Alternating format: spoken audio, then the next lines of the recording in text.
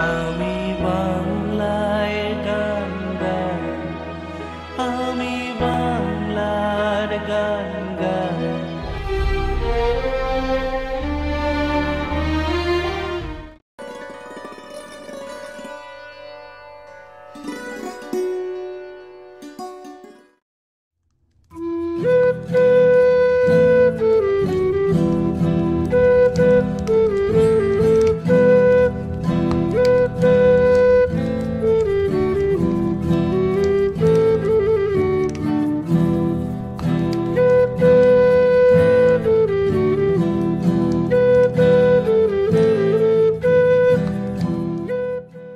Bangla world ওয়াইডে আমাদের আলোকবর্তিকা পর্বে আপনাদের সকলকে স্বাগত। আমাদের আজকের ব্যক্তিত্ব আচার্য প্রফুল্লচন্দ্র রায়। আলোচনা করবেন প্রখ্যাত বৈজ্ঞানিক অধ্যাপক কঙ্কন ভট্টাচার্য, বিজ্ঞান গবেষক ডক্টর সুজন চক্রবর্তী এবং পশ্চিমবঙ্গ স্টেট ইউনিভার্সিটির প্রাক্তন উপাচার্য অধ্যাপক অশোক রঞ্জন ঠাকুর। আজকের আলোকবর্তিকায় আমাদের শ্রদ্ধার্ঘ একজন বাঙালি বিজ্ঞানী, আদর্শ শিক্ষক, দার্শনিক, সাহিত্যিক, দেশপ্রেমী এবং সর্বোপরি একজন আধুনিক মানুষ আচার্য প্রফুল্লচন্দ্র রায়কে নিয়ে, যিনি ভারতে রসায়ন বিজ্ঞানের জনক নামে পরিচিত। তার প্রতিষ্ঠিত সংস্থার নাম Bengal chemical and pharmaceutical works. Prafulla Chandra রায়ের জন্ম 1861 সালের 2রা আগস্ট বাংলাদেশের খুলনা জেলার রাডুলি গ্রামে। তার পিতা ছিলেন হরিশ্চন্দ্র রায় ও মাতা ভুবনমোহিনী দেবী। তিনি 1874 সালে কলকাতা আলবার্ট স্কুলে ভর্তি হন। এই স্কুল থেকেই প্রবেশিকা পরীক্ষা উত্তীর্ণ হন ও 1881 সালে মেট্রোপলিটন কলেজ থেকে FA পরীক্ষায় উত্তীর্ণ হয়ে প্রেসিডেন্সি কলেজে ভর্তি হন। 1882 সালে প্রেসিডেন্সি কলেজ থেকে তিনি গিলক্রিস্ট বৃত্তি লাভ করেন এবং স্কটল্যান্ডে পাড়ি দেন। আজকে আমরা একজন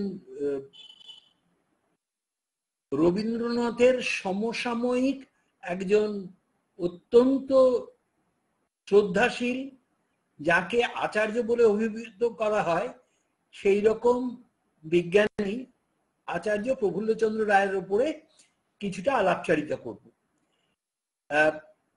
প্রফুল্লচন্দ্র রায় বিজ্ঞান কলেজের অধ্যাপনা করার আগে থাকতেই বিশেষভাবে পরিচিত ছিলেন এবং তদানীন্তন কলকাতার এশিয়াটিক সোসাইটি বা কলকাতা বিশ্ববিদ্যালয়ের পরিচালনার সাথেও ওতপ্রোতভাবে জড়িত ছিলেন। এবং আজকের যুগে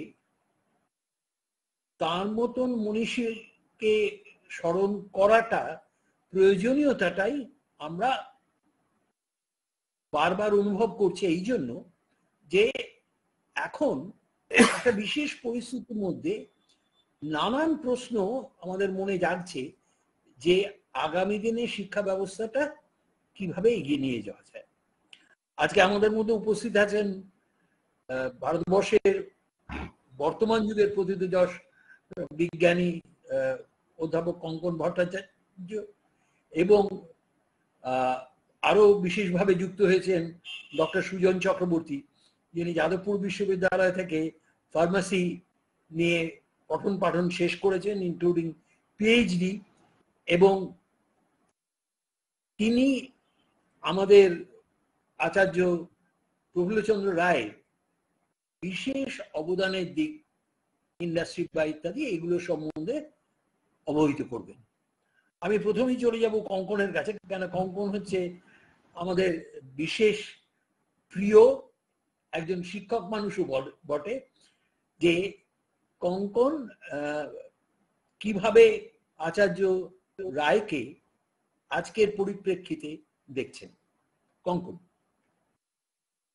আচ্ছা, আমি প্রথমেই অশোক ঠাকুর এবং সুজনকে আমার নমস্কার জানিয়ে আরম্ভ করছি। অ্যাকচুয়ালি প্রফুল্লচন্দ্র রায়ের ব্যক্তিত্ব এত বড়, যাই বলুন অনেক কম হয়ে যাবে, কাজে আমি মার্জনা চেয়ে নিচ্ছি, কারণ আপনাকে পরে অনেকেই বলবেন আপনি তো ওইটা বললেন না, সেইটা বললেন না, কিন্তু এই মহাভারত 8 ঘন্টা বা 40 মিনিটে বলা সম্ভব না। এখন প্রফুল্লচন্দ্র হচ্ছেন ভারতবর্ষের রেনেসার একটা উল্লেখযোগ্য ফসল। 1861 সালে উনি জন্মেছেন। ওনার সমসাময়িক হচ্ছে রবীন্দ্রনাথ ঠাকুর 1861 সালে এবং মদন মোহন মালবিয়া, যিনি বিএইচইউ তৈরি করেছেন। এবং ওই সময়টা কেন এত এত লোক জন্মেছে তার কারণ আছে।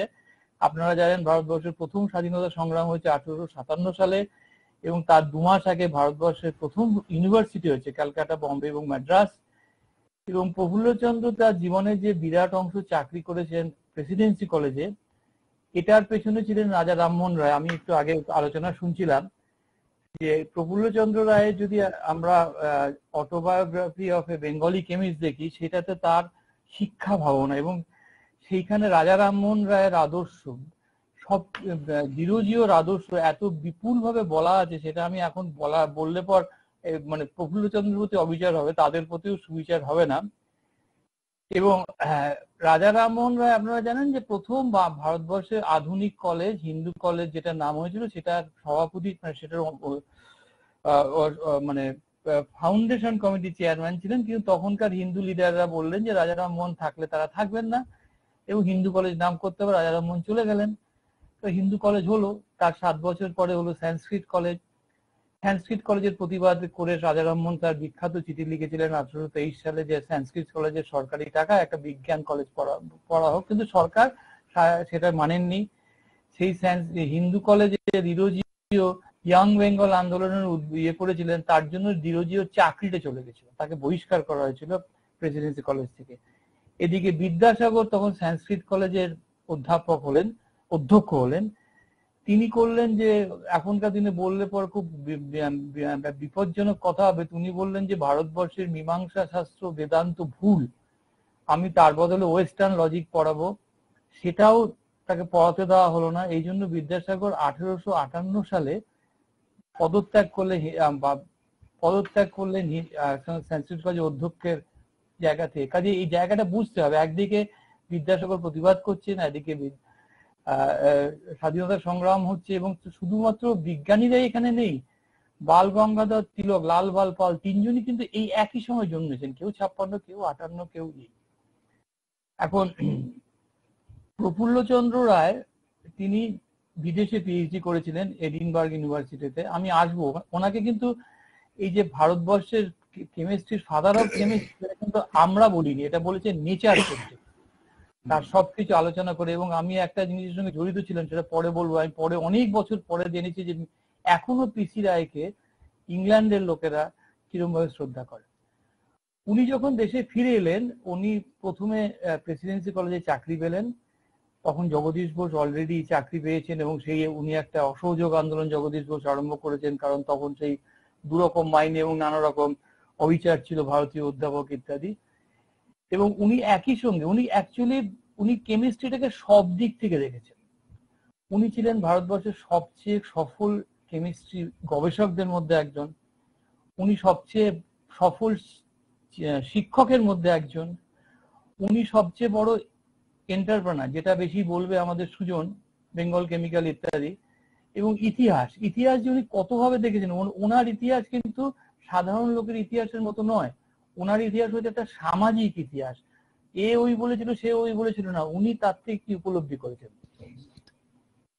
তো আমি একটু বেঙ্গল কেমিক্যাল বলছি সুজনের মধ্যে, আমি আচ্ছা আমি সেটা পরে বলছি, আমি বরং সায়েন্সটাই বলি। সায়েন্সটা লোককে বলে না, কারণ এত বড় লোকের না সবকিছুর মধ্যে ঢুকে গেলে প্রফুল্লচন্দ্র রায়ের সম্বন্ধে ধারণা উনি এমন কিছু সায়েন্স করেননি, শুধু ওই মুড়ি খাওয়া আর খদ্দরের পাঞ্জাবি পরে, খদ্দরের চাদর পরে ঘুরে বেড়ান। উনি কিন্তু ভারতবর্ষের প্রথম এসে উনি আরম্ভ করলেন মার্কিউরাস নাইট্রাইট বলে একটা কম্পাউন্ড বানানো। এটা কিন্তু খুব কঠিন বানানো ছিল না। মার্কিউরাস নাইট্রাইট একটু এক্সপ্লোসিভ, সহজ, একটু ব্যবহার করলে ফেটে যেতে পারে। এই পেপারটা উনি ছাপিয়েছিলেন একটা ছোটখাটো জার্নাল, আমাদের bulletin of Asiatic society of Bengal. কিন্তু তার এত গুরুত্ব ছিল, ওটা পরে নেচার পত্রিকা লিখেছে যে সাধারণত আমরা bulletin of chemical society India Kolkata, এটার আমরা জার্নাল দেখি না, কিন্তু প্রফুল্লচন্দ্র রায়ের এই জিনিসটা এত গুরুত্বপূর্ণ, এটাকে আমরা উল্লেখ না করে পারছি না। এবং বারবারই দেখা গেছে উনি আরো অনেক কিছু করেছেন নাইট্রাইট নিয়ে, কিন্তু সেগুলো আমি পরপর এতগুলি, উনি 150খানা পেপার করেছেন, 8খানা তার মধ্যে নেচারে, এগুলি আমি সব বলবো না। এই ওনার বারবারই ওনার কাজ কিন্তু ইয়ে নিয়ে আমাদের নেচার পত্রিকায় হাইলাইটে প্রশংসিত হয়েছে। এবং উনি শেষ পেপার পাবলিশ করেছেন 1944 সালে, ওনার মৃত্যুর কয়েকদিন আগে। মানে আজীবন উনি সায়েন্স করে গেছেন, যেটা আমরা ওনার সামাজিক এবং অন্যান্য কন্ট্রিবিউশন জন্য আমরা বলি না খুব একটা। আমি মডার্ন জিনিস যেগুলি করেছেন, ওনার সময়ে ভারতবর্ষের কেমিস্ট্রি রিসার্চ অবস্থা খুব খারাপ ছিল, অনেক যন্ত্র ছিল না, কাজে ওনার কিছু কিছু যে ইন্টারপ্রিটেশন একটু কারেক্ট করতে হয়েছে কারণ নতুন যন্ত্রের সাহায্যে। কিন্তু ওনার যে কম্পাউন্ড তৈরি করা, মার্কিউরাস নাইট্রাইট বলুন, যাই বলুন, ইরিডিয়াম কমপ্লেক্স করেছেন, মার্কারি, নানা রকম কম্পাউন্ড বানিয়েছেন, এগুলি কিন্তু একটা কম্পাউন্ড উনি ভুল বানান, এবং এগুলি সিনথেসিস করা কঠিন, সোজা ছিল না। আচ্ছা, টিচার হিসাবে কেমন ছিলেন? এবং টিচারই, এবং উনি, এবং এই রিসার্চ করতে করতে কিন্তু উনি 1902 সালে লিখেছেন হিস্ট্রি অফ হিন্দু কেমিস্ট্রি। এবং উনি বলেছেন যে হিস্ট্রি অফ হিন্দু কেমিস্ট্রি লিখতে আমার এত সময় লেগেছে, আমি যদি হিস্ট্রি অফ হিন্দু কেমিস্ট্রি না করে রিসার্চ করতাম, আমি হয়তো 2-4টে এলিমেন্ট বা আবিষ্কার করে ফেলতে পারতাম। হ্যাঁ, এখন হিস্ট্রি অফ কেমিস্ট্রির মধ্যে উনি কি কি জিনিসের উপর জোর দিয়েছেন, অসম্ভব বলা, প্রায় 1000 পাতার বই আপনারা দেখেছেন, অসম্ভব বলা, আমি কি করে বলবো ওটার কথা। আমার যেটা একটা জিনিস, আমি একটাই সেন্টেন্স বলবো। উনি বলেছেন যে ভারতবর্ষ প্রাচীনকালে সায়েন্সে অত্যন্ত উন্নত ছিল, কিন্তু কি করে ভারতবর্ষ পিছিয়ে গেল, উনি তার পুরো দোষটা দিয়েছেন জাত পাতের উপর। বলছেন science in ancient India perished because of casteism. বলেছেন নিচু জাতের মানুষ, যেটা নিয়ে মেঘনাদ সাহা পরে লিখেছেন, যে নিচু জাতের মানুষকে পড়তে দেওয়া হয়নি, তাদেরকে অ্যাক্সেস দেওয়া হয়নি নতুন টেকনোলজির। এবং আমাদের দেখবেন ছোটবেলায় রূপকথা পড়তাম, সবচেয়ে বোকা লোককে তাঁতি, উইভার।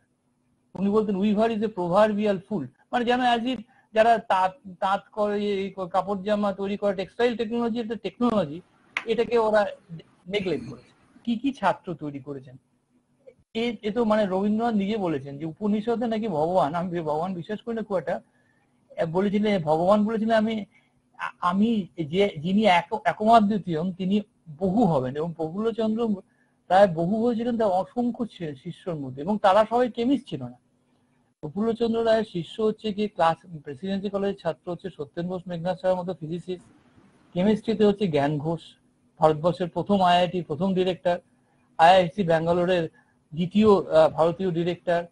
এবং শান্তিস্বরূপ ভাটনাগর, যিনি আমাদের পরে স্বাধীনতার 5 বছর আগে আমাদের সিএসআই রয়েছে, তিনি চিরকাল বলে এসেছেন আমি হচ্ছেন প্রফুল্লচন্দ্র রায়ের নাতি ছাত্র, কারণ পাঞ্জাব ইউনিভার্সিটিতে আমি প্রফুল্লচন্দ্র রায়ের ডিরেক্ট ছাত্র কাছে পড়াশোনা করেছি। এবং উনি তাদেরকে নিয়ে, উনি কিন্তু মানে এই যে একটা সত্যজিতের আগুন থেকে বলছেন রবীন্দ্রনাথ আড্ডা দিতেন কিনা, এবং উনিও কিন্তু শোনা যায় ছাত্রদের নিয়ে মনুমেন্টের তলায় যেতেন, কিন্তু ওখানে সবসময় কিছু না কিছু থাকতো। বন্যা হয়েছে, সায়েন্স কলেজকে বন্যার টানের শিবির করতে হবে, উনি হচ্ছেন সভাপতি। মেঘনাদ সাহা বিরাট নাম করা, 1921 সালে ফুল প্রফেসর, বিরাট নাম করা অধ্যাপক, তারা সব বন্যার ত্রাণ সামগ্রী জমা করছে সায়েন্স কলেজে।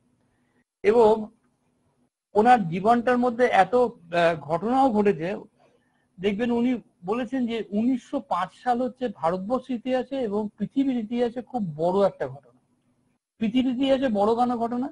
পৃথিবীর ইতিহাসে ঘটনা হচ্ছে ছোট্ট একটা জাপান দেশ রাশিয়াকে যুদ্ধে হারিয়েছিল। কারণ কি করে হারালো উনি বললেন, তার মানে শিক্ষার কি শক্তি দেখো, জাপানের মতো পুচকে দেশ শিক্ষা এবং প্রযুক্তিতে বড় হয়ে জাপিয়েকে হারালো।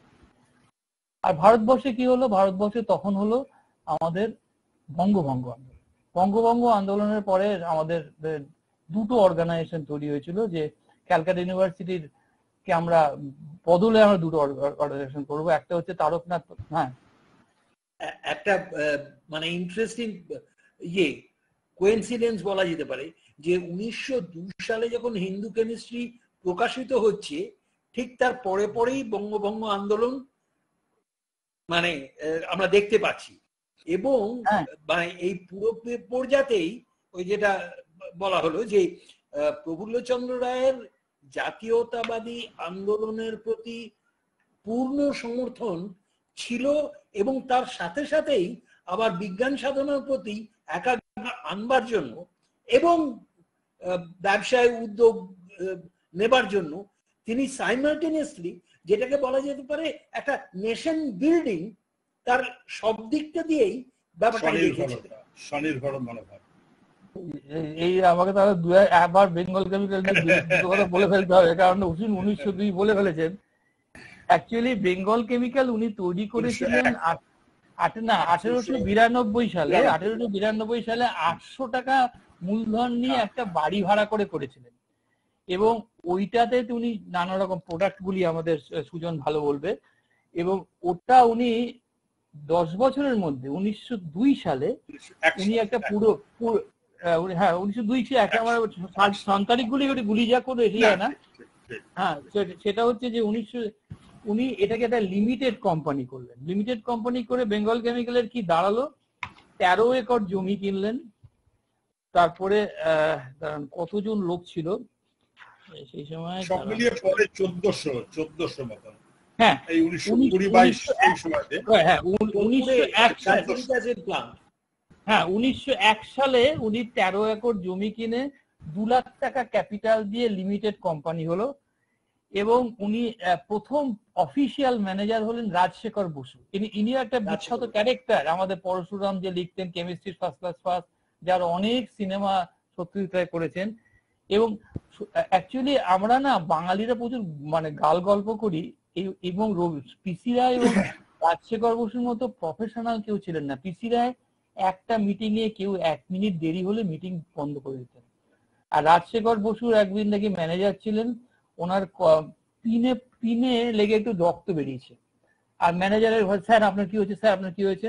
উনি একটা স্লেটে বড় বড় করে লিখলেন, আজ সকাল 9:30টার সময় আমার পিন ফুটিয়ে 2 ফোঁটা রক্ত বাইর হয়ে গেছে, কিন্তু এতে আর কোনো উদ্বেগের কারণ নেই, আপনারা যে যার কাজ করুন বলে উনি ওনার টেবিলের উপরে রেখে দিয়ে করতেন। এইরকম ছিলেন, এবং খুব রসিক লোক বোধহয় ছিলেন। হ্যাঁ, রবীন্দ্রনাথ কুপিত হলেন যে এত বড় আমার বিজ্ঞানের কাজ করছে আমার ইন্ডাস্ট্রি, তো তুমি কি আমার ইন্ডাস্ট্রির লোকটাকে সাহিত্যে নিয়ে গিয়ে 12টা বাজিয়ে দিতে চাও? রসিকতাই। এবং উনি তখন করলেন কি, পিসি রায় ওই 1907 সালে আপনি যে বলছেন যে স্বনির্ভরতা, দেখলেন যে সালফিউরিক অ্যাসিড আমাদের ভারতবর্ষে ভালো তৈরি হয় না, এবং বহু জায়গায় সালফিউরিক অ্যাসিড লাগে। এই বরানগরে সালফিউরিক অ্যাসিড প্ল্যান্ট হলেন, আর উনি ক্রমাগত প্রোডাক্ট বাড়িয়ে যাবেন। পারফিউম এসেন্স করলেন। ফার্স্ট ওয়ার্ল্ড ওয়ারের সময় বললেন যে আমাদের অক্সিজেন মেশিন করতে হবে, অ্যানালিটিক্যাল ব্যালেন্স করতে হবে, ব্যান্ডেজ করতে হবে, কারণ যুদ্ধের সময় ব্যান্ডেজ লাগবে, গ্যাস বাড়ানো। যাই হোক, মানে এটা একটা বলছি। এখন যেটা হলো, এই 1905 সালে 2টো অর্গানাইজেশন হলো, একটা তারকনাথ পালিত তার 2টো বাড়ি, রাজাবাজার সায়েন্স কলেজ এবং বালিগঞ্জ সায়েন্স কলেজ দিলেন, যেটা ইঞ্জিনিয়ারিং কলেজ করতে। আর রাজা সুবোধচন্দ্র মল্লিক বললেন যে আমরা ক্যালকাটা ইউনিভার্সিটি করবো, যেটার নাম হচ্ছে ন্যাশনাল কাউন্সিল অফ এডুকেশন।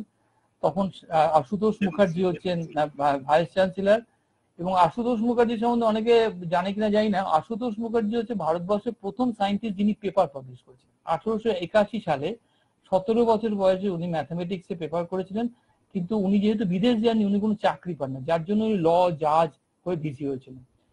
তো আশুতোষ মুখার্জি এই 2টো টাকা নিয়ে সায়েন্স কলেজটাকে তৈরি করলেন 1914 সালে। তার প্রথম জগদীশ বোসকেও চেয়েছিলেন, কিন্তু জগদীশ বোস তখন বললেন আমি বোস ইনস্টিটিউট বানাবো।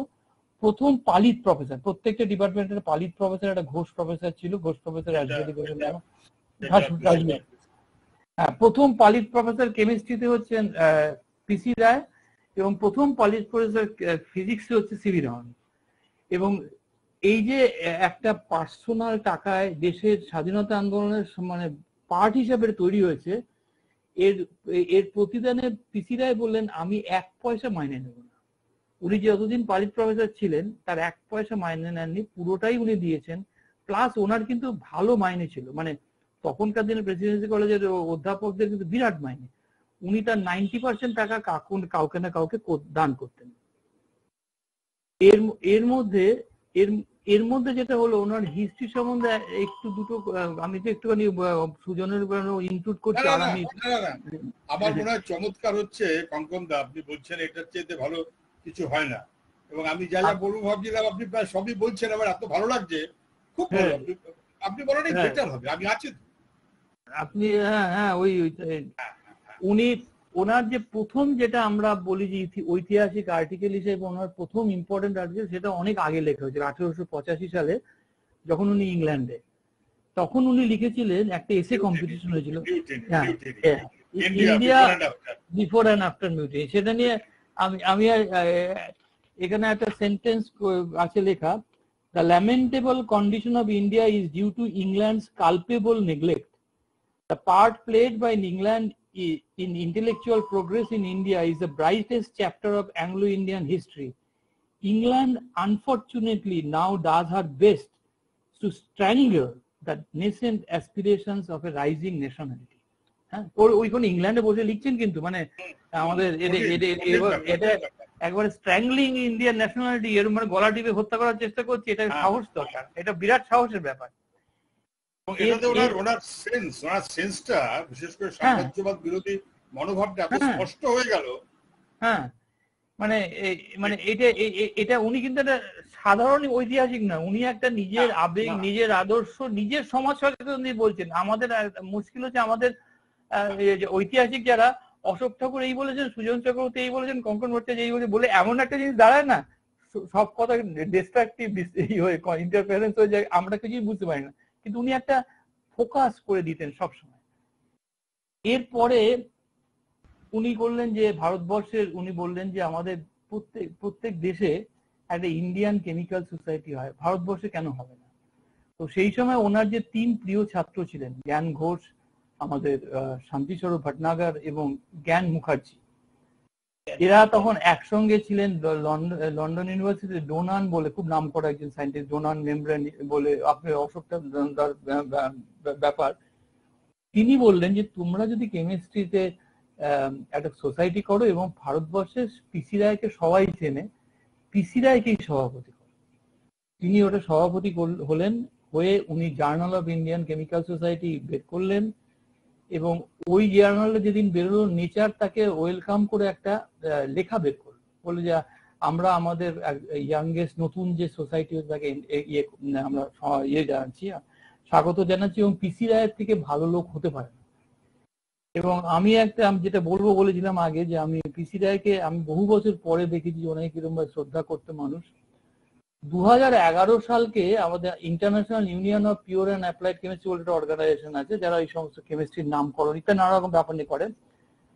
সেটা 2011 সালকে ওরা চিহ্নিত করেছিল ইন্টারন্যাশনাল ইয়ার অফ কেমিস্ট্রি বলে। সেটার মূল লক্ষ্য ছিল, সেটা হচ্ছে গিয়ে মাদাম কুরির কেমিস্ট্রির নোবেলের 100 বছর। তো আমি তখন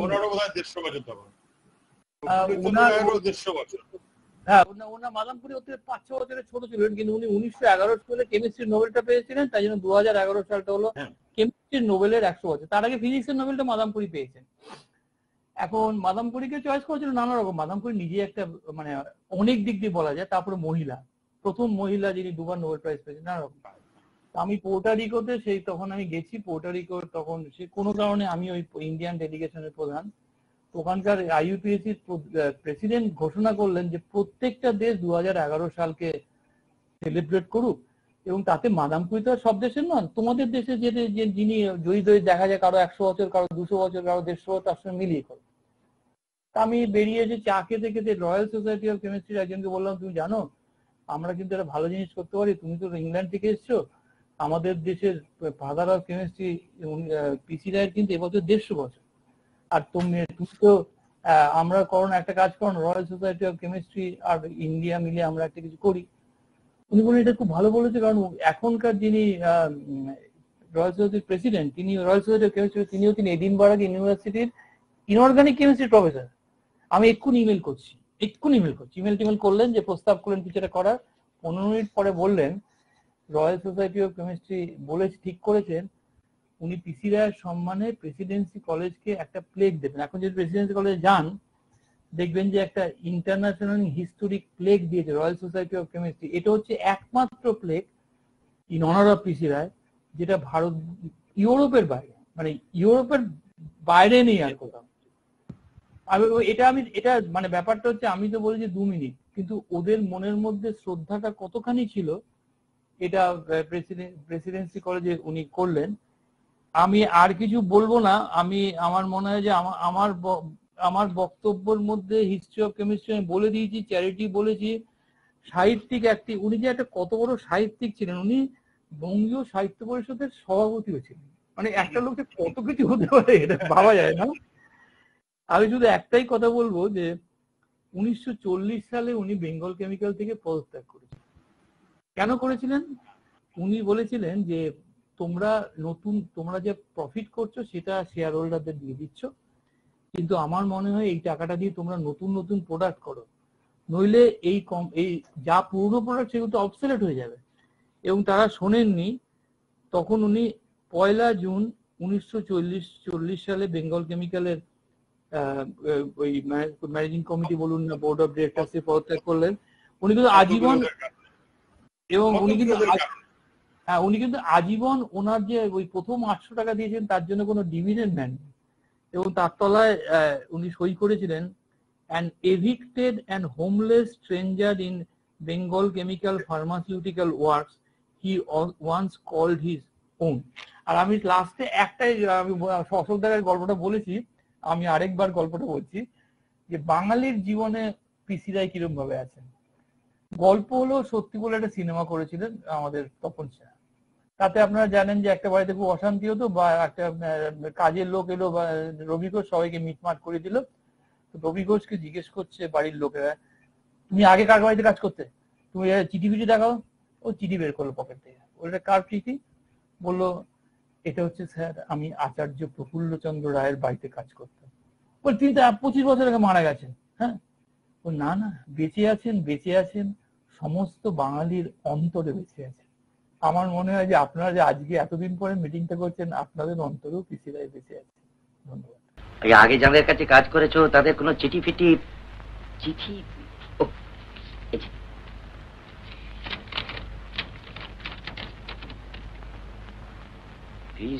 রায়, ইনি কে? আগে প্রফুল্লচন্দ্র রায়, আচার্য প্রফুল্লচন্দ্র রায়, বেঙ্গল কেমিক্যাল সায়েন্স কলেজে। তিনি তো কবে মারা গেছে? আগে না, তিনি আজও বেঁচে আছেন বাঙালিদের মনের মধ্যে। যাকে এই আলোচনা প্রসঙ্গে যেটা টেনে আনা যেতে পারে, যে আমার মনে হয় যে সুজন যদি ওই বেঙ্গল কেমিক্যালের সম্বন্ধে আরো কিছু তথ্য দিয়ে বলেন আমাদের, তাহলে আমরা উপকৃত হব।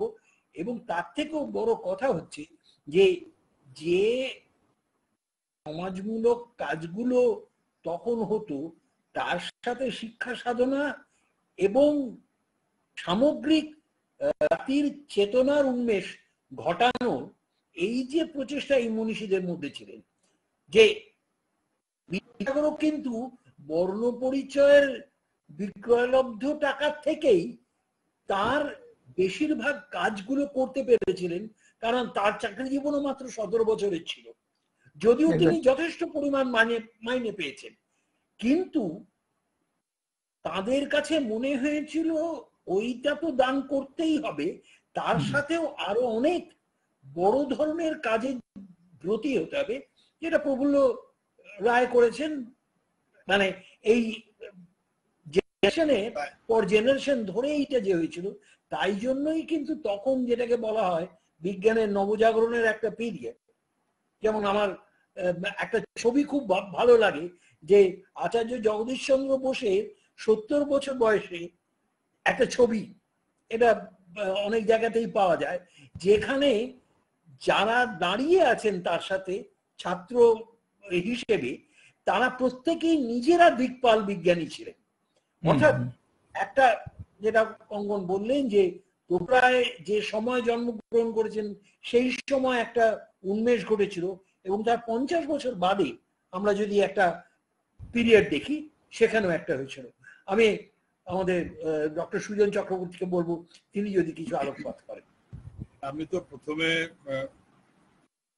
সংগঠকদের ধন্যবাদ জানাবো, খুবই প্রাসঙ্গিকভাবে এই আলোচনাটা তারা করছেন বলে। খুবই অশোকদা যেভাবে শুরু করলেন, আর চমৎকার ভাবে খুব স্বল্প সময়ে, আমি বলবো কি আর কোনটা বলা বাকি থাকলো, কঙ্কনদা তো প্রায় সবই বলে দিয়েছেন। তা সত্ত্বেও আমি 2-3টে পয়েন্ট যদি এইভাবে আনি, এমনি দেখুন 19বিংশ শতাব্দীটা খুবই একটা গুরুত্বপূর্ণ সময়। দেশের জন্য বটে, রেনেসা, বাংলা, সেক্ষেত্রে তো অবশ্যই। প্রফুল্লচন্দ্র জন্মাচ্ছেন 1861 সালে। তার আগের ব্যাকগ্রাউন্ড হচ্ছে এরকম যে 1835 সালে মেডিকেল কলেজ তৈরি হয়েছে। 1853 সালে ভারতবর্ষে প্রথম, এশিয়ার প্রথম medical college Calcutta medical college. পশ্চিমবাংলায় মানে ভারতে প্রথম engineering college Jodhpur B college, তখন বি কলেজ নাম ছিল না, 1853 সালে। 1853 সালেই বম্বেতে সুতাকল ইন্ডাস্ট্রিয়াল ডেভেলপমেন্টের একটা, মানে আমরা তো লুটের মধ্যে গেছে, বাংলাকে বরাবর লুট করে গেছে ব্রিটিশ, সে ঐতিহাসিক বহু তথ্য আছে, আমি তার মধ্যে আর যাচ্ছি না। এবং এইরকম আবার ঠিক পরপর যদি দেখি আমরা, ক্যালকাটা ইউনিভার্সিটির জন্ম হয়েছে ঠিক পরপর। প্রফুল্লচন্দ্র জন্মাবার পরে 1875-76 এই সময়টা খুবই গুরুত্বপূর্ণ। 1876 সাল মানে ডাক্তার মহেন্দ্রলাল সরকারের নেতৃত্বে কাল্টিভেশন অফ সায়েন্স, এশিয়াতে প্রথম সায়েন্স টেকনোলজি রিসার্চের ধরনের ইনস্টিটিউট, এশিয়াতে প্রথম। আবার শুধু এটুকুই না, স্টুডেন্টস অ্যাসোসিয়েশন তৈরি হচ্ছে সুরেন্দ্রনাথ ব্যানার্জির নেতৃত্বে, তাও কিন্তু 1876 সাল। ফলে এই যে সময়টা 1885 সালে জাতীয় কংগ্রেস গড়ে উঠছে। এই মাঝখানে বিশেষ করে আবার 1860-61 এই যে দশকটা, এই দশকেই কিন্তু মহাত্মা গান্ধী, এই দশকেই স্বামী বিবেকানন্দ, এই দশকেই প্রফুল্লচন্দ্র, এই দশকে মতিলাল নেহরু, এই দশকে রবীন্দ্রনাথ, দুজনে তো আবার বোধহয় কয়েক মাস, 2-3 মাসের ফারাকে রবীন্দ্রনাথ এবং প্রফুল্লচন্দ্র। ফলে এই যে সময়টা, এই সময়টা একটা অদ্ভুত গুরুত্বপূর্ণ সময়, এবং যে সময়ের অ্যাডভান্টেজ এই সময়ের মানুষরা তারা পেয়েছেন এবং তারা সমাজকে দিয়েছেন, দুটোই। যদি আমরা কখনো তুলনামূলক আলোচনা করি, তাহলে রবীন্দ্রনাথের সঙ্গে প্রফুল্লচন্দ্র এত মিল কোথায় পাবেন? প্রায় এক সময় জন্মেছেন একজন বিজ্ঞানী শ্রেষ্ঠ, একজন সাহিত্য শ্রেষ্ঠ, একজন আন্তর্জাতিকভাবে স্বীকৃত বিজ্ঞানী প্রফুল্লচন্দ্র, একজন আন্তর্জাতিকভাবে স্বীকৃত রবীন্দ্রনাথ। এবং এদের ভাবনাও কিন্তু তাই, স্বদেশী ভাবনা, পারলে দুজনের অনেক রকম মিল। পল্লী জীবন, মানুষ, সেই ভাবনা, সাম্রাজ্যবাদ বিরোধী স্বদেশী মনোভাব, রবীন্দ্রনাথের প্রফুল্লচন্দ্রের ভয়ঙ্কর মিল, খুবই মিল। এমনকি সমবায় আন্দোলন, মজা হচ্ছে সমবায় আন্দোলন, প্রফুল্লচন্দ্র যেমন সরাসরি যুক্ত, নেতৃত্ব দিয়েছেন বঙ্গবাসী ছাত্র সমবায়, বঙ্গবাসী কলেজ, প্রায় 152টা কলেজকে নিয়ে, ছাত্রদের নিয়ে বড় সমবায়, কুষ্টিয়াতে, খুলনাতে ওনার যেখানে দেশ বাড়ি, সেখানে সমবায়, সব নানা। এবং এই সমবায় টানে রবীন্দ্রনাথ কিন্তু হ্যামিল্টন আবার দেখতে গিয়েছিলেন, পারলে প্রায় সেই গোসাবায়। পল্লী সমাজ, সভ্যতার সংকট, সমবায়, স্বদেশী মনোভাব, দেশপ্রেম, সাম্রাজ্যবাদ বিরোধী মনোভাব, এই সবটা। এবং রবীন্দ্রনাথ সাহিত্যিক হয়ে বিজ্ঞানী, চিন্তায় চেতনায়, প্রফুল্লচন্দ্র বিজ্ঞানী হয়ে সাহিত্যিক, সাহিত্য রস আস্বাদন করছেন। বঙ্গীয় সাহিত্য পরিষদের সভাপতি ছিলেন কঙ্কনদা বললেন। ফলে এই দুজনের যে অদ্ভুত মিল, এটা কিন্তু আমার ধারণা খুব বড় বিষয়, যেটা আমাদের খেয়ালের মধ্যে রাখা যেতেই পারে। রবীন্দ্রনাথ নিজের সম্পর্কে বলছেন, নানা রবীন্দ্রনাথের একখানি মালা, সব ব্যাপারে উনি আছেন। এবং রবীন্দ্রনাথ নিজস্ব ফিল করছেন। একই রকম ভাবে প্রফুল্লচন্দ্র ঝাড়গ্রামে উনি বলছেন 1936 সালে, নিজের পরিচয় নিজে দিচ্ছেন, বৈজ্ঞানিক সমাজে বিজ্ঞানী, ব্যবসায়ী সমাজে ব্যবসায়ী, গ্রাম সেবক সমাজে গ্রামসেবী, অর্থনীতির সমাজে অর্থনীতিজ্ঞ। ফলে আমি যেটা বলতে চাইছিলাম, এই আজকাল এই শব্দটা খুব চালু আছে, বিষয় হয়ে গেছে বুদ্ধিজীবী, ইন্টেলেকচুয়াল। এখন ইন্টেলেকচুয়াল শব্দটা অনেকে গালাগালি বলে মনে করে, কিন্তু ইন্টেলেকচুয়াল বলতে যা বোঝায় বহুধা বিস্তৃত, সমস্ত ব্যাপারে, চিন্তায়, চেতনায়, কাজে, দর্শনে, সাহিত্যে, শিল্পে, বিজ্ঞানে, এটা কিন্তু দুজনের একটা পারলে প্রায় যুগলবন্দি এইভাবে দেখা যেতে পারে বলে আমার মনে হয়। আমি বেঙ্গল কেমিক্যাল নিয়ে কি খুব বেশি বলার কোনো অবকাশ রেখেছেন কঙ্কনদা? সবই তো বলে দিলেন। তৈরি হলো 800 টাকা দিয়ে, 10 বছরের মধ্যে বেঙ্গল কেমিক্যাল অ্যান্ড ফার্মাসিউটিক্যাল ভারতবর্ষের প্রথম কেমিক্যাল অ্যান্ড ফার্মাসিউটিক্যাল ইন্ডাস্ট্রি, ভারতবর্ষের প্রথম। এবং তারপরে শুধু বেঙ্গল কেমিক্যাল তৈরি করছেন তাই না, তাকে বিস্তৃত করেছেন, নানা ধরনের প্রোডাক্ট নিয়ে এসেছেন, নতুন নতুন উদ্ভাবনী করেছেন, এবং সেগুলো কালোজয়ী, অনেক ধরনের প্রোডাক্ট বেঙ্গল কেমিক্যালের কালোজয়ী। হালামোর কথা বললে হবে না, হালামোলে তো আমরা 12টা বাজাবার বন্দোবস্ত করছি, সেটা ভিন্ন কথা। এবং 1400 লোক কাজ করছেন ওই সময়, তাদের প্রায় 1/3 মানুষ ফ্যাক্টরি প্রেমিসেসের মধ্যে থাকবেন, যাতে তাদের কোনো অসুবিধা না হয়। 1917 সালে বেঙ্গল কেমিক্যালের ওয়ার্কার্সদের নিয়ে সমবায় তৈরি করছেন। ফলে একটা কারখানা কেবলমাত্র না, একটা উদ্যোগ কেবলমাত্র না, এবং এই উদ্যোগটা শুধু বেঙ্গল কেমিক্যালে উনি আটকে রেখেছেন তা কিন্তু না, এই উদ্যোগটা উনি কিন্তু ছড়াচ্ছেন। বেঙ্গল এনামেল তৈরি, তার পাশে উনি আছেন। বেঙ্গল ক্যালকাটা পটারি, তখন তো বেঙ্গল পটারি বলতো না, ক্যালকাটা পটারি, ন্যাশনাল ট্যানারি ইত্যাদি নানাবিধ সংগঠন, উদ্যোগ, এই সমস্ত উদ্যোগপতি। এবং এখানে ওনার কথাটা যদি আমরা দেখি, উনি 1919 সালে লিখছেন প্রবাসী পত্রিকায়, এখান থেকে ধারণাটা স্পষ্ট হয়ে যায় যে শিক্ষায় শুধু মেরুদণ্ডহীন গ্রাজুয়েট তৈরি হয়, মনুষ্যত্বের যথেষ্ট পরিচয় হয় না, যে শিক্ষা আমাদের করে খেতে শেখায় না।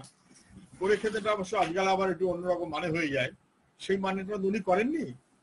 মানে যে নিজেকে প্রোডাকশন ওরিয়েন্টেড, নিজেকে নিজের পায়ের উপর দাঁড় করাতে শেখায়, এই মানে থেকে এই আজকের করে খেতে শেখায় বলতে যা মানে হচ্ছে নিশ্চয়ই তা নয়। দুর্বল অসহায় শিশুর মতো সংসার পথে ছেড়ে দেয়, সে শিক্ষার প্রয়োজন কি? ফলে ওনার আইডিয়াটা খুব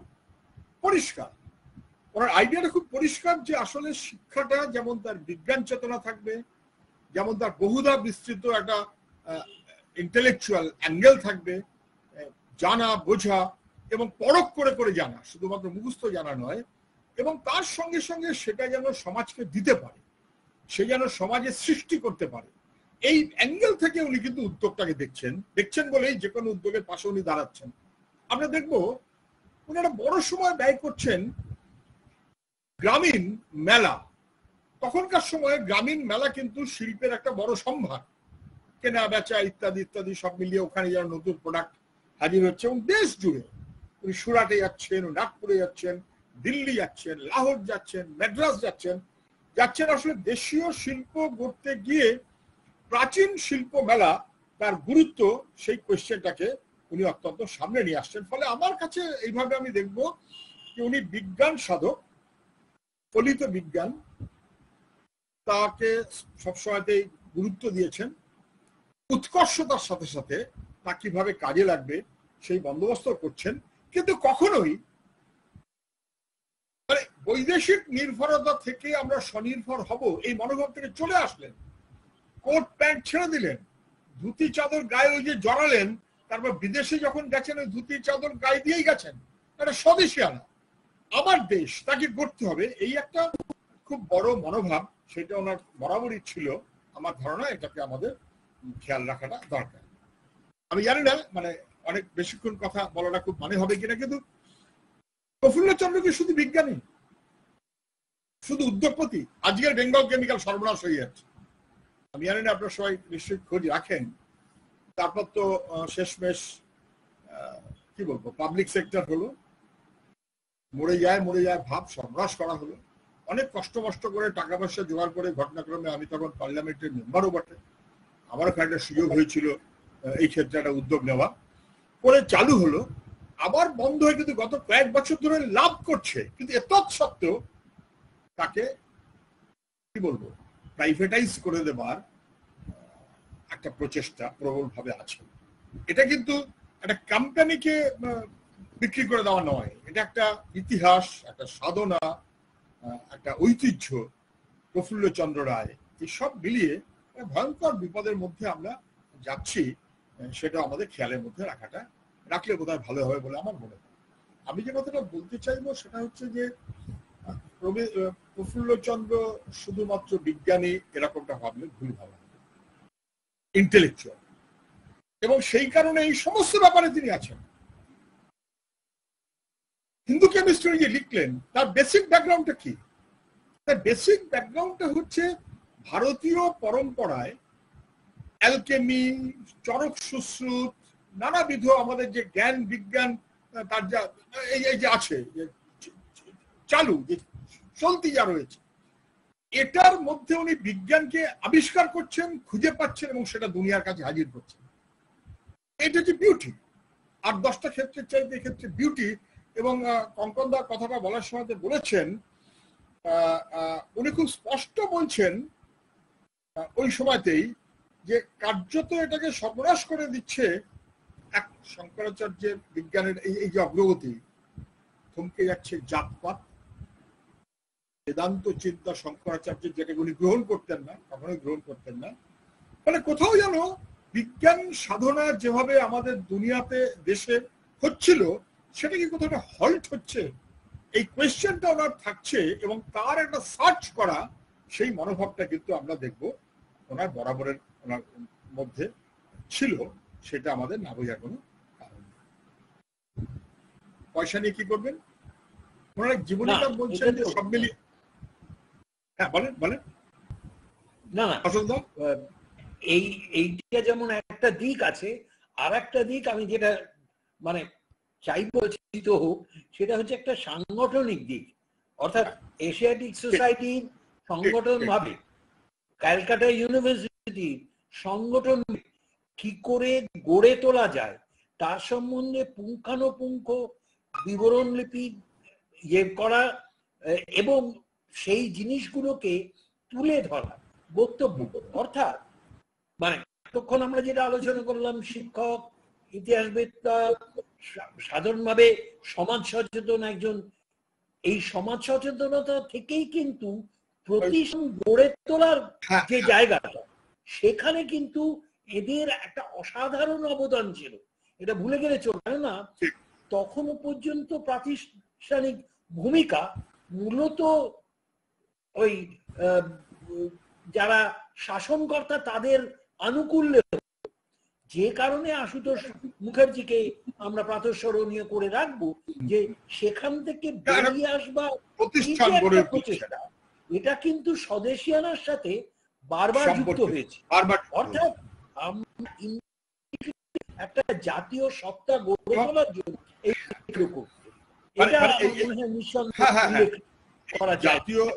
জাতীয় মনোভাবটা থাকার কারণে এই প্রতিষ্ঠানটাকে গড়ে তোলার মধ্য দিয়ে যেন কিছু একটা ক্রিয়েট করা, আমরা তৈরি করছি, যেটা তৈরি করছি সেটা in the interest of the people, সেটা in the interest of the country.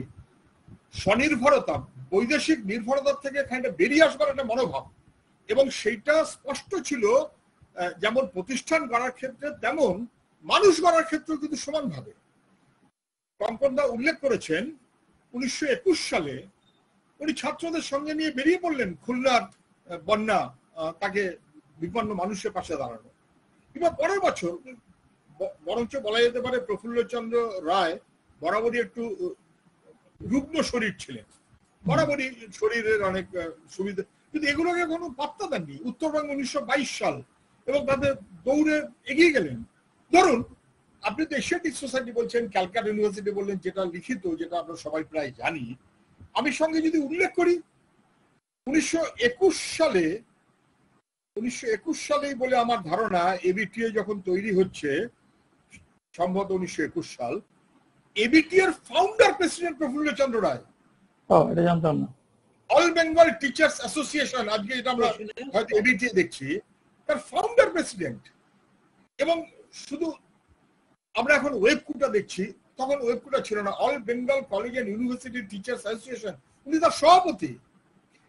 ফলে শুধুমাত্র সাধনা, তার সঙ্গে সঙ্গে সেই ক্ষেত্রে যারা যুক্ত তাদের সুবিধা কোঅপারেটিভ মাইন্ড, তার অংশ নিয়ে কি উনি এবিটি দেখছিলেন বা কলেজ টিচার্সদের দেখছিলেন, নাকি তার সঙ্গে সঙ্গে মাস্টারমশাই তিনি সমাজকে গড়ে তুলবেন, এটাও তার কাজের মধ্যে পড়ছে, সেই বিবেচনা থেকে শিক্ষকদের সংগঠিত হবার প্রয়োজনীয়তা উপলব্ধি না থাকলে ওই জায়গাতে উনি থাকতেন না।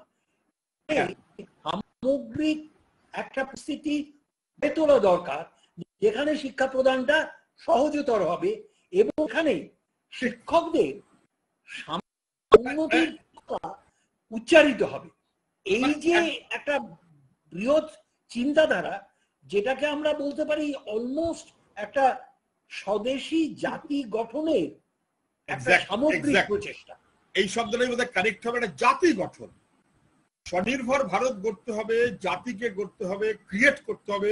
সেই কারণে ইনস্টিটিউশন গুলোকে তৈরি করতে হবে, সে কারণে মানুষগুলোকে তৈরি করতে হবে উইথ দেয়ার মাইন্ডসেট। একটা মিশন মোডে কি করে আমরা মাস্টারমশাইদের জাতি গঠনে ব্যবহার করতে পারবো, এইরকম আপনি যদি টিচার্স কনফারেন্স ওনার বক্তৃতাগুলোকে যদি আমরা ফলো করি, বা ছাত্রদের নানাবিধ সম্মেলনে উনি গেছেন সেগুলি যদি আমরা ফলো করি, তাহলে দেখবো একটা কোথাও যেন মনের মধ্যে একটা গভীর আকুতি, মানে মানুষের প্রতি এবং দেশের প্রতি। রাজনীতির ক্ষেত্রে উনি খুব যুক্ত ছিলেন। 1919 সালে রাউলাট বিলের বিরুদ্ধে যখন দেশবন্ধু চিত্তরঞ্জন টাউন হলে সভা করছেন, উনি কিন্তু সেখানে প্রবলভাবে উপস্থিত। একটু আগে কঙ্কনদা বলছিলেন ওই 1827 সালে India before and after mutiny, যেখানে মনের কথাটা স্পষ্ট আসলো। উনি কিভাবে দেখছেন দেশকে, কিভাবে দেখছেন ব্রিটিশকে, ইত্যাদি ইত্যাদি, এগুলো স্পষ্ট আসছে। সুভাষ বোসের উনি খুব বড় সমর্থক ছিলেন। 1939 সালে সুভাষ বোস জাতীয় কংগ্রেসের সভাপতি হবেন, উনি কি তার প্রবল সমর্থক? আমি বলবো শুধু এইটুকু না, জানি না একটু কোটেশনটা হয়তো 1 মিনিট লাগবে, খুব গুরুত্বপূর্ণ।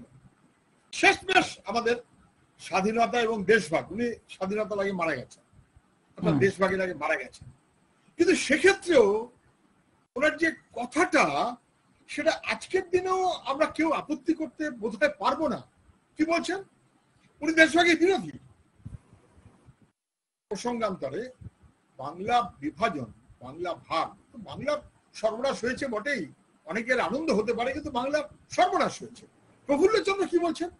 উনি তো বিজ্ঞানী, উনি তো সাহিত্যিক, উনি তো বিভিন্ন, কিন্তু এ ব্যাপারেও, হ্যাঁ, এ ব্যাপারে উনি আছেন। উনি বলছেন তথাকথিত সাম্প্রদায়িক, মানে বাংলা বা ভারতবর্ষ ভাগের প্রসঙ্গে, মূলত বাংলা ভাগের প্রসঙ্গেই হয়তো, তথাকথিত সাম্প্রদায়িক ভাগ বাটোয়ারা সম্পর্কিত ব্রিটিশ গভর্নমেন্টের সিদ্ধান্ত ভারত ভূমিকে চিরকালের জন্য সাম্প্রদায়িক বিবদমান শিবিরে বিভক্ত করিবার উদ্দেশ্যেই পরিকল্পিত হইয়াছে। একেবারে স্পষ্ট, কোনো রাগঢাকের ব্যাপার নেই। কংগ্রেসের ওয়ার্কিং কমিটি, ওর পরে কথাটাও বলছেন, তখন সুভাষ বোস ভারতবর্ষে নেই। কংগ্রেসের হয়তো একটা বিতরাগও হয়তো আছে, তারও প্রতিফলন হতে পারে, কিন্তু কথাটা স্পষ্ট। কংগ্রেসের ওয়ার্কিং কমিটি এই বিষয়ে যে সিদ্ধান্ত গ্রহণ করিয়াছে, তাহাতে 1931 সালে কংগ্রেস কর্তৃক নির্দেশিত নীতির বাপ্তয় ঘটিয়াছে। 1931 সাল আমরা জানি, তখন পূর্ণ স্বাধীনতার দাবি কংগ্রেস করেছে। তারপরে সেই সংক্রান্ত অর্থনৈতিক নানাবিধ কথা তার মধ্যে বলা হয়েছে, একটা পলিসি যেটা আস্তে আস্তে যেখান থেকে ফলো করে আমাদের প্ল্যানিং, তার ব্যবস্থা 1938 সালে সুভাষ বোসের বক্তৃতা। ফলে 1931 সালে কংগ্রেস কর্তৃক নির্দেশিত নীতির বাপ্তয় ঘটিয়াছে এবং সুবিধামূলক, নোটেড, সুবিধামূলক অদূরদর্শিতার নীতির নিকট পরাজয় স্বীকার করা ব্যতীত কিছু বলা চলে না। আমার কথাটা হচ্ছে এইরকম, অতএব কোথায় নেই, উনি আছেন তো, উনি তো সর্বত্রগামী, সর্বত্রগামী, এবং সেই মনোভাবেই আমাদের প্রফুল্লচন্দ্রকে দেখার সুযোগ আছে। আমি কথাটাকে বাড়াবো না। রবীন্দ্রনাথকে বাদ দিয়ে বোধহয় প্রফুল্লচন্দ্রকে বুঝতে যাওয়া, অথবা প্রফুল্লচন্দ্রকে বাদ দিয়ে রবীন্দ্রনাথকে বুঝতে যাওয়া, কোথাও একটা বোধহয় খামতি থেকে যাবে। একই সঙ্গে, একই সময়, একই রকম চেতনায় দুজন বিজ্ঞানী অথবা সাহিত্যিক শ্রেষ্ঠ এটা নয়, দুজন ইন্টেলেকচুয়াল, দুজন মনীষী, এই দুই মনীষী, তাদেরকে স্মরণ করাটা আমাদের নিজেদের দায় হিসেবেই দেখা উচিত বলে অন্তত আমার মনে হয়। আমি শেষ করব এই বলে যে এরা যখন একদিকে জাতীয়তাবাদের কথা বলছেন, তখন কিন্তু শিক্ষার মানটাকে বিশ্বমানের সমতুল্য করে তোলবার সম্পূর্ণ প্রয়াস চালিয়ে গেছেন। যে কারণে প্রফুল্লচন্দ্র রায়ের ছাত্র যারা তৈরি হয়েছেন, তারা সবাই কিন্তু নিজেরা লব্ধপ্রতিষ্ঠ বিশ্বমানের বিজ্ঞানী হিসেবে নিজেদের প্রতিষ্ঠিত করেছেন।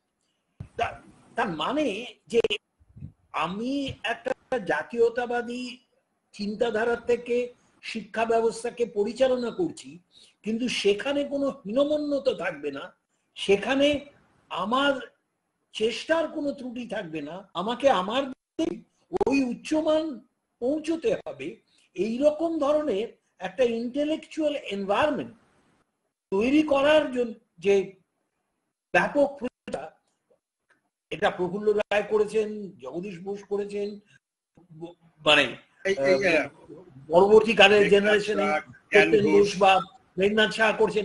এই যে যেটাকে আমরা বিজ্ঞানের নবজাগরণ হিসেবে চিহ্নিত করতে পারি, তার মূলে কিন্তু ছিল যে জাতীয়তাবাদী চিন্তাধারা থেকেই কিন্তু বিশ্বমানে উন্নীত নিজেদের করার প্রচেষ্টাকে এরা এক যোগসূত্রে গ্রথিত করেছে। তো সেই জন্য আজকে আমরা যখন আলোচনা করব, আমাদের নিশ্চয়ই ভাবতে হবে যে তাদের উত্তরসূরি হিসেবে আমরা এখন কোথায় আছি, এবং আমাদের যে দুর্বলতাগুলো লক্ষিত হচ্ছে সেটার থেকে মুক্তি পাবার উপায়টা কি। এটা কিন্তু সিরিয়াসলি আজকের আলোচনাটা সেই সেন্সে অসম্পূর্ণ থেকে যাবে যদি আজকে পটভূমিকায় দাঁড়িয়ে আমরা এই জিনিসটাকে না ভাবাই যে যেটা ওই রকম একটা খুবই সাধারণ মাপের অবস্থার মধ্যে নিজেদের গড়ে তুলতে পেরেছিলেন, সেইটা আজকে কোথায় গিয়ে আটকে যাচ্ছে। আটকে যাবার অনেক সামাজিক কারণ আছে, আর্থসামাজিক কারণ আছে, সেইটা আলাদা পরিচয় নয়, কিন্তু এই মানসিকতাকে না আনতে পারলে আগামী দিনে আমরা এর থেকে মুক্তি পাবো না, সেটা বোধহয় আমরা নিশ্চিত করেই বলতে পারি। যাই হোক, কঙ্কন আর কিছু বলবে? আসলে এত আপনার ভালো ভালো কথা বলেছেন, দু একটা কথা মানে আপনারা উস্কে দিচ্ছেন ক্রমাগত, এটা একটা প্রবলেম, বুঝলেন? আপনার একটা কথা শুনে বুঝলেন, একটা কথা আমার নতুন একটা কথা মনে পড়ে। সঞ্চালকের তো সেটাই কাজ, আর আপনাকে উস্কে দিলে তো আমাদের লাভ। আর ব্যাপার হলো যে আপনারা যেমন বলেছেন যে বিভিন্ন বিবরণী সংগঠন করেছেন, এই যে রাজাবাজার সায়েন্স কলেজ, এটাই তো আমাদের স্বনির্ভরতার একটা সবচেয়ে বড়, যেমন সায়েন্স যাদবপুরে যেখানে আমি চাকরি করতাম, এটা একটা বিরাট ব্যাপার। কিন্তু এটা কি করে হলো? কারণ রাজাবাজার সায়েন্স কলেজ যখন হলো, তখন তো রাজাবাজার সায়েন্স তৈরি হওয়া মাত্র আশুতোষ মুখার্জি সরিয়ে দেওয়া হলো, কারণ লোকে তখন বলতো যে উনি নাকি ওখানে বোম বানাবেন। স্বাধীনতা আন্দোলনের পরে 1914 সালে ওটা হলো, সরিয়ে দেওয়া হলো। আবার পালিত ট্রাস্টের পালিত লিখে দিয়েছেন যে এখানে কোন রকম মানে নন ইন্ডিয়ানকে অধ্যাপক করা যাবে না। তাহলে পড়াবে কে? তখন তো একমাত্র প্রেসিডেন্সি কলেজে আশুতোষ, আমাদের পিসি রায়, জগদীশ বোস আছেন, একটা ইউনিভার্সিটি চালাবে কে? তখন কিন্তু এই পিসি রায় প্রথম আশুতোষ মুখার্জিকে বলেছিল, দেখ এখন ওই বুড়ো বুড়ো প্রফেসর পাবি না, এই যে 1915 সালের যে ব্যাচটা আছে এদের হাতেই ভাগ দে। এই ব্যাচে কে ছিল? আমরাও এখন বলি যে সত্যেন বোস, মেঘনাথ শাহ ফিজিক্সিস্ট ছিলেন, আদৌ ফিজিক্স ছিলেন না তো, ওনাদের তো বেসিক ডিগ্রি ছিল মিক্স ম্যাথামেটিক্সে। কেমিস্ট্রিতে ছিলেন আমাদের জ্ঞান ঘোষ, জ্ঞান মুখার্জি, এদেরকে তো লেকচারার হিসেবে নেওয়া হলো। ফিজিক্সটা পড়াবে কে? ফিজিক্সও কিন্তু একটা ফার্স্ট বয় ছিল, তার নাম হচ্ছে, অনেকেই জানেন না হয়তো, সত্যেন বোসের মেঘনাথ শাহ ব্যাচে ফিজিক্সের ফার্স্ট বয় কে? তার নাম হচ্ছে শৈলেন্দ্রনাথ ঘোষ। এবং এনাকে সবাই মামা বলতো, কারণ ইনি ছিলেন খুব বড় অর্গানাইজার। তখন হতে হবে স্বাধীনতা, মানে তখন ফার্স্ট অর্ডার আরম্ভ হয়েছে, কোনো বই পাওয়া যাবে না, কোনো যন্ত্র পাওয়া যাবে না, ল্যাবরেটরি বানাবেন কি করে? শৈলেন ঘোষ বের করলেন যে বি কলেজে ব্রুল বলে একজন প্রফেসর আছেন, তার কাছে অনেক বই আছে, সেই বইগুলো নিয়ে এলেন। ল্যাবরেটরি যন্ত্র কোথেকে পাওয়া যাবে না? আমাদের মনীন্দ্রচন্দ্র, রাজা মনীন্দ্রচন্দ্র কৃষ্ণনাথ কলেজের জন্য অনেক যন্ত্র আছে, ওগুলি উনি নিয়ে এলেন। আশুতোষ তখন বললেন, তোরা সব 2 বছর ইয়ে কর, 2 বছরের জন্য সময় দিচ্ছি, 2 বছর ইয়ে করুন। এর মধ্যে শৈলেন মুখার্জিকে গ্রেপ্তার করতে টেগার চলে এলো। শৈলেন মুখার্জি ভারতবর্ষ, শৈলেন ঘোষ ভারতবর্ষ পালিয়ে, হ্যাঁ পালিয়ে গেলেন। আচ্ছা, এবার তার পালিত প্রফেসর হচ্ছে রামন, আর রামন এই ক্লাসে পড়াতে ভালোবাসতেন। উনি বলেছিলেন যে আমার অ্যাপয়েন্টমেন্ট লিখে দিতে হবে, আমি যখন ইচ্ছে পড়াবো, যখন ইচ্ছে হবে না পড়াবো না। আরেকজন প্রফেসর ছিলেন ডিএম বোস। ডিএম বোস তখন জার্মানিতে ছিলেন। ডিএম বোস জার্মানিতে কোয়ারেন্টাইন করে রাখা হলো, ফিজিক্সে কেউ পড়াবার নেই। তখন এই আমাদের এই সত্যেন বোস আর মেঘনাথ সাহা বললো, আমরা যখন জিনিস হচ্ছে আমরাই করবো এটা, ওরাই ফিজিক্স পড়াতে আরম্ভ করলেন এবং বললেন যে দেখুন ওদের তো ইন্টেলেকচুয়াল স্ট্যান্ডার্ড তো আমরা কল্পনা করতে পারি না। উনি প্রথম বললেন আইনস্টাইনের রিলেটিভিটি পড়াবো। আইনস্টাইনের অরিজিনাল পেপারগুলি হচ্ছে গিয়ে জার্মান ভাষায় লেখা। প্রথম ক্যালকাটা ইউনিভার্সিটি থেকে তাদের অনুবাদ ছাপানো হলো, সত্যেন বোস মেঘনাথ সাহা করলেন অনুবাদ, আর তার ভূমিকা লিখলেন পিসি মহলানবিশ। এবার ওই যে বলেছিলাম জাতপাত নিয়ে তো পরে মেঘনাথ সাহা দীর্ঘ আলোচনা করেছেন, যে উনি একই কথা বলেছেন যে আমাদের দেশে এই জাতপাতের জন্য ব্রাহ্মণরা বই পায় এবং পড়েনি বলে দীর্ঘকাল ধরে আমরা পিছিয়ে আছি। এবং উনি প্রথম প্ল্যানিং কমিশনের আইডিয়া দিয়েছিলেন সুভাষ বোসকে, এবং সুভাষ বোস যে 2 বছর কংগ্রেসের প্রেসিডেন্ট ছিলেন তখন প্ল্যানিং কমিশন হলো। তখন সুভাষ বোস নিজে দেখলেন গান্ধী এগুলি পছন্দ করেন না, তখন আমাদের নেহরুকে প্রেসিডেন্ট করলেন। প্রথম প্ল্যানিং কমিশনের মূল হোতা হচ্ছেন সুভাষ বোস মহলানবিশ এবং সুভাষ বোস আর মহলানবিশ বললেন আমাদের শুনুন, মেঘনাথ সাহা এত বড় ফিজিসিস্ট, উনি বললেন দেখুন ফিজিক্সটা হবে, তার আগে আমাদের দরকার হচ্ছে এমন সব সায়েন্স অ্যান্ড টেকনোলজি করুন যাতে সায়েন্স করে আমাদের ইন্ডাস্ট্রি হয়। প্রথম ইন্ডাস্ট্রি করা হলো কোনটা, আমাদের যাদবপুরের পাশে যেটা গ্লাস অ্যান্ড সেরামিক টেকনোলজি। তখন এটা বড় নতুন টেকনোলজি ছিল। মাদ্রাসে করা হলো CFTRI, central food and technology research institute. এবং স্বাধীনতার 5 বছর আগে আমাদের কিন্তু 5টা ইনস্টিটিউটের মানে ব্লু প্রিন্ট আরম্ভ হয়নি, এবং CSIR কিন্তু তৈরি হয়েছে আমাদের এই 1942 সালে, এবং সবটাই করেছে মেঘনাথ সাহা আর মহলানবিশ, আমাদের ভাটনাগর। এবং পরে নেহেরু আবার যখন সেকেন্ড প্ল্যান করলেন তখন পুরো ভাটটা দিলেন মহলানবিশ ওপর। কাজে এই যে পিসি রায় বারবার যেটা আমাদের বলা উচিত যে মারোয়ারিদের যে এন্টারপ্রেনারশিপ, এটা নিয়ে কিন্তু পিসি রায় বাঙালিরা তো আমাদের প্রথমে অনেক অ্যাডভান্টেজ ছিল। আমরা ভারতবর্ষের প্রথম ব্যবসা কিন্তু বাঙালিরাই আরম্ভ করেছে। দ্বারকানাথ ঠাকুর বলুন, রামমোহন বলুন, বিদেশিদের মানে ব্রিটিশ দেশের প্রচুর ব্যবসা করতাম আমরা। কিন্তু ধীরে ধীরে আমরা কিন্তু পিছিয়ে গেলাম, মারোয়ারিরা এসে বিড়লা টিল্লা এসে সব দখল করলো। কিন্তু কিন্তু বিড়লা কিন্তু কোনো জাতপাত নিয়ে বলেননি, উনি বলছে এদের কাছ থেকে শেখো। আমাদের উনি প্রফুল্লচন্দ্র কিন্তু বেঙ্গল কেমিক্যাল ইত্যাদির একমাত্র উদ্দেশ্য ছিল প্রচুর বেকার সমস্যা, আমাদেরকে চাকরি সৃষ্টি করতে হবে, অর্থসংস্থানের সৃষ্টি করতে হবে, শিল্প সৃষ্টি করতে হবে, এবং সেটাই সারা জীবন ধরে ওনার ছাত্ররাও চালিয়ে গেছে।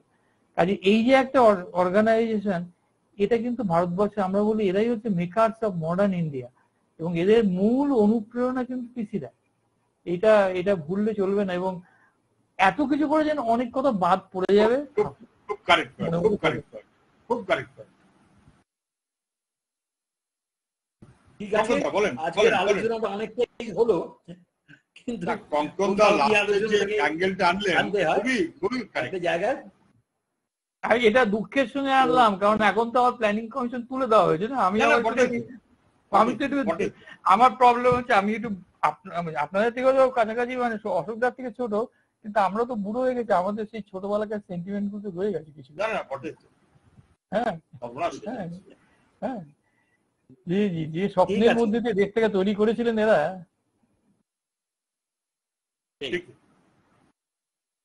ঠিক আছে, তাহলে আজকের আলোচনা আমরা এখানে ইতি টানি। আগামী দিনে এই আলোকবর্তিকা সিরিজে কিন্তু অন্য মনীষীদের সম্বন্ধেও আমরা আলোচনায় আসব এবং আপনাদের সবার সহযোগিতা চাইব। ধন্যবাদ। আমি বাংলায় গান গাই, আমি বাংলার গান গাই।